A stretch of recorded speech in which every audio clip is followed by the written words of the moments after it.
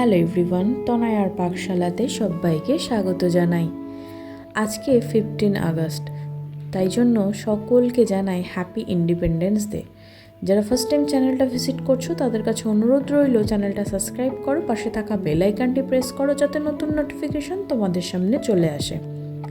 গরমকালে সবজি কিন্তু আস্তে আস্তে বাজারে কমতে শুরু করেছে।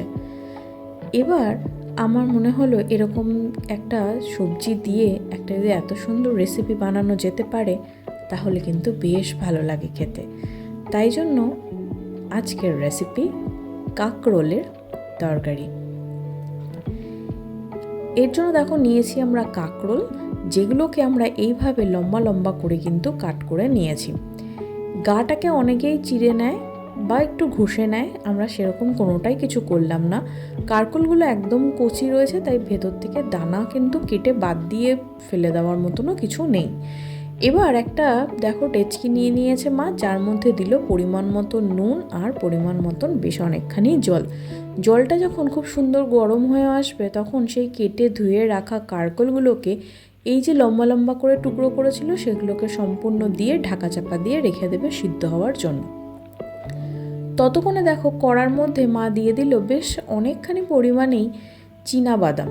বাদামগুলো কাঁচা ছিল, তাই জন্য আমরা এটাকে মিডিয়াম টু হাইতে রেখে কিন্তু আমাদের সুন্দর করে বাদামটাকে ভেজে নিতে হয়েছে।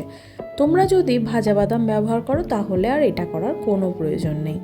দেখো ততক্ষণে দেখো আমরা একবার চেক করে নিই যে কাঁকরোলগুলো সিদ্ধ হয়েছে কিনা।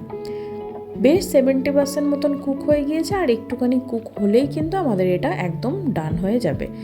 ততক্ষণে দেখো আমাদের এই বাদামগুলো খুব সুন্দর ভাজা হয়ে গিয়েছে, যেটাকে একটা মা থালার মধ্যে ঢেলে নিয়ে এর থেকে যে খোসাটা সেই খোসাটা কিন্তু ছাড়িয়ে রেখে দিল।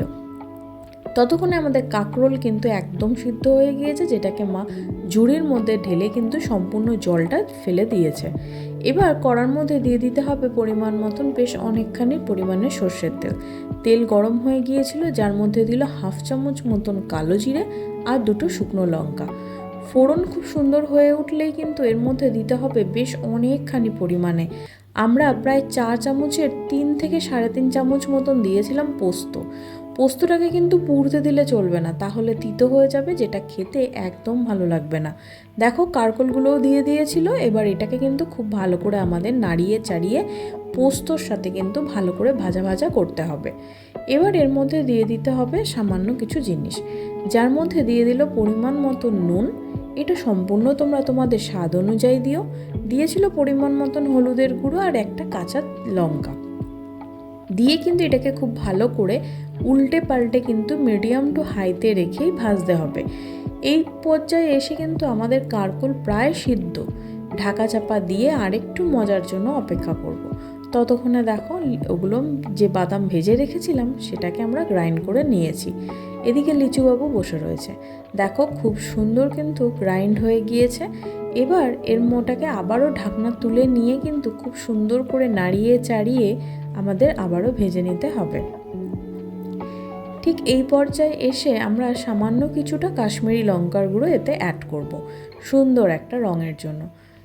দিয়ে আবারও ভালো করে নাড়িয়ে নিতে হবে। এই তরকারিটা কিন্তু একটু অন্যরকম, খেতে বেশ ভালো লাগে। আমি তোমাদের হাইলি রেকমেন্ড করব কাঁকরোলের তরকারি বলে স্কিপ করে দিও না, ভিডিওটি দেখো, বেশ মজাদার লাগবে।